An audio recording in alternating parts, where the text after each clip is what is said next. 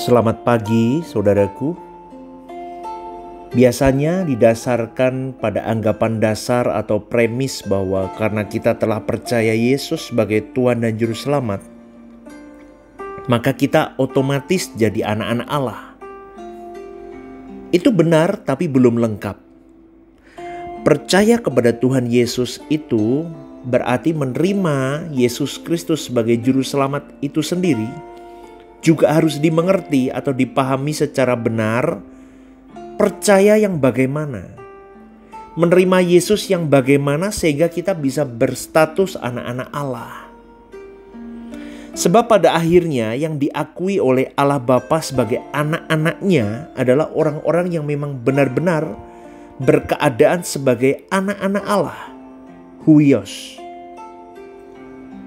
Dan untuk itu tidak mungkin Tuhan tidak memberitahu keadaan kita yang sebenarnya menurut Dia. Kalau kita sungguh-sungguh, saudaraku, memperkarakan, pasti Tuhan memberitahu kita. Pernah nggak kita mempertanyakan apakah percaya kita kepada Tuhan itu udah benar belum? Apakah aku udah benar-benar telah mengakui Tuhan itu sebagai Tuhan dan Juru Selamatku? Dan apakah benar-benar Tuhan, aku ini sudah diakui atau diterima Tuhan sebagai anak yang dikehendaki oleh Dia? Kita harus persoalkan hal ini loh, saudaraku, dengan serius loh. Kalau kata percaya itu sendiri dibedah dari etimologinya, berasal dari kata pisteuo, artinya menyerahkan diri kepada objek yang dia percayai. Berapa persen kau serahkan dirimu ke Tuhan? Berapa persen kau percaya dirimu ke Tuhan? Tuhan mau 100%. Sudahkah kita 100% atau masih 95%? 99%? Atau 80%? Atau bahkan 10% masih kita serahkan ke Tuhan? Karena standarnya segenap hati, segenap jiwa, segenap akal budi, segenap kekuatan kita. Jadi di dalam kata percaya itu memuat kesediaan mempercayakan diri kita ke Tuhan. Kalau kita percaya ke Tuhan Yesus berarti kita mempercayakan diri kita kepada Dia. Untuk apa yang Dia kehendaki dalam proses keselamatan itu. Apakah kita benar-benar ada di dalam proses dinamika keselamatan yang Tuhan sediakan itu atau tidak? Artinya saudaraku, kita mencapai maksud keselamatan diberikan yang dibahasakan oleh Paulus dalam Filipi 2:12. Kerjakan keselamatanmu dengan takut dan gentar. Kalau kalimat takut dan gentar itu artinya bergegaslah, sungguh-sungguhlah, cepatlah, dan jangan main-main dengan hidup. Ditambah lagi Tuhan Yesus berkata, berjuanglah masuk jalan sempit. Karena banyak orang berusaha tapi tidak masuk.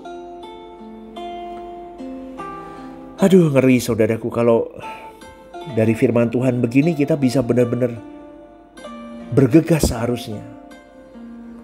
Tapi kalau kita melihat geliat hidup banyak orang Kristen ini, itu bukan geliat orang hidup yang mengerjakan keselamatan. Kadang saya heran saudaraku, pelayanan komunitas gereja hanya untuk kepentingan organisasinya. Padahal tujuannya jiwa. Amanat agung itu bawa jiwa saudaraku. Bawa jiwanya ke siapa? Bukan ke organisasinya tapi ke Tuhan. Bukan kepada pendetanya tapi ke Tuhan. Tapi Kristen hari ini menggeliatnya kepada urusan organisasinya, kepentingan gerejanya, kepentingan pendetanya, kepentingan aktivisnya. Rusak saudaraku. Kita harus mengenakan amanat agung itu mengerjakan dalam hidup kita.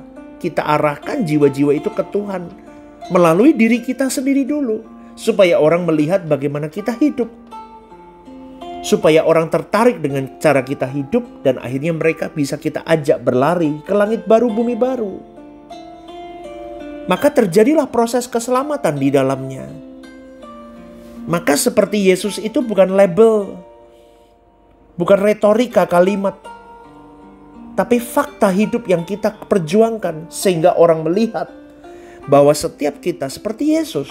Orang Kristen harus seperti Yesus. Pendeta-pendeta seperti saya, hamba-hamba Tuhan harus seperti Yesus. Kita dipaksa, saudaraku. Kalau tidak, bagaimana jemaat mau berjuang seperti Yesus kalau pendetanya saja tidak mau seperti Yesus? Hidup masih sembarangan terus. Mau gimana, saudaraku? Kadang itu yang membuat saya berkata, geliat orang hidup apalagi orang Kristen hari ini tidak menunjukkan mengerjakan keselamatan dengan takut dan gentar. Jadi coba perkarakan hal ini. Kalau kita hari ini belum serupa dengan Yesus, berarti kita belum menjadi anak-anak Allah. Tentu kita tidak akan bisa menyamai kekudusan Tuhan Yesus, tetapi harus mencapai level di mana segala sesuatu yang kita lakukan itu selalu tepat, selalu sinkron dengan kehendak Bapa. Paulus pernah berkata loh dalam Roma 7, dia berkata, celaka aku. Dengan tubuh maut ini celaka aku. Kenapa? Karena dia masih hidup dalam tubuh maut. Dia tidak bisa jadi anak-anak Allah. Lalu di dalam Roma 8 Paulus berkata, orang yang dipimpin Roh Allah adalah anak Allah. Mari saudaraku, kita bertanya, yang memimpin hidup kita itu daging atau Roh Allah? Kita sudah sinkron belum dengan Roh Allah? Itu masalahnya. Kita harus bertumbuh terus sampai satu level. Allah berkata, ini anakku yang kukasihi, kepadanya aku berkenan. Jadi kita tidak boleh sampai pada level dibenarkan saja, tapi harus terus bertumbuh sampai benar-benar menjadi benar. Amin, saudaraku.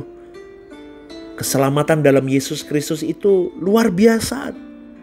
Luar biasa, saudaraku. Itu adalah proses yang terus berlangsung dalam hidup kita. Di dalam kehidupan, Tuhan mau meluruhkan, merontokkan unsur-unsur dosa di dalam diri kita melalui pengalaman hidup. Dan di setiap masa ada cara Allah dalam membentuk umatnya. Hari ini tidak dengan cara aniaya. Sehingga Tuhan menggarap kita lewat peristiwa-peristiwa hidup untuk merontokkan unsur dosa itu. Merontokkan kedagingan kita. Tapi bagi yang mau dibentuk saja. Bagi yang mau diproses. Dengan cara apa? Bagi orang-orang yang memang mau merespon semuanya. Karena tidak semua orang mau merespon. Tandanya tidak semua orang mau diproses. Dan tidak semua orang mau benar-benar mau dibentuk, saudaraku. Ada yang karena tidak tahu, maka kalau ada masalah, yang dia lihat masalahnya itu. Lalu bagaimana mendapat jalan keluar dari masalah itu? Dia tidak mengerti bahwa Allah sedang menggarap hidupnya melalui masalah itu. Maka harus punya kepastian hari ini. Apakah aku sudah berkenan belum di hadapan Tuhan? Lihat lagi, ada unsur-unsur dosa gak yang masih melekat di dalam diriku? Ayo saudaraku, perhadapkan. Tanya kepada dirimu, sampai di mana perjalanan hidupku hari ini? Sampai di mana levelku mengiring Tuhan? Berapa persen aku mempercayakan diriku kepada Dia? Semoga renungan ini membuka mata hati kita dan merangsang dirimu dan diriku bergegas menyerahkan hidup untuk Tuhan. Selamat beraktivitas saudaraku. Selamat pagi ya. Tuhan memberkatimu. God bless you.